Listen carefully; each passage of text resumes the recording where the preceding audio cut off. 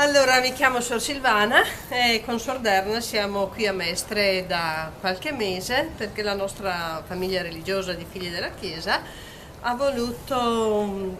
fare questo tentativo proprio come risposta alla Chiesa che ci sollecita da più parti a dare vita ad una comunità di accoglienza vocazionale,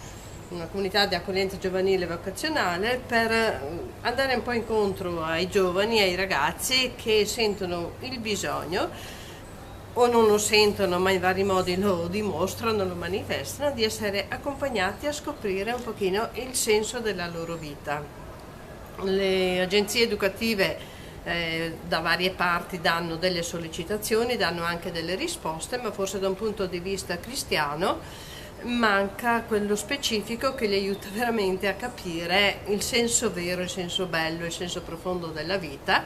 e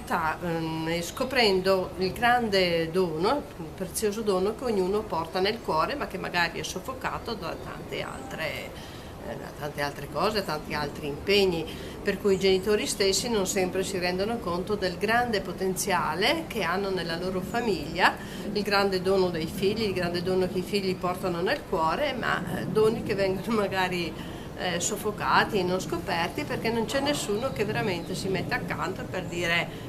ci fermiamo, riflettiamo, ci conosciamo, vediamo un pochino in che modo possiamo esserti di aiuto perché la tua vita sia veramente sviluppata in pienezza.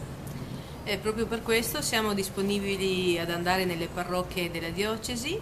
anche nei paesi più lontani, per fornire proprio questo servizio di accompagnamento, di incontro, di ascolto, di animazioni di momenti di preghiera, sia vocazionali sia anche eucaristici, sempre però con questo sfondo vocazionale, per cui il nostro invito è quello di chiamateci se volete. Grazie.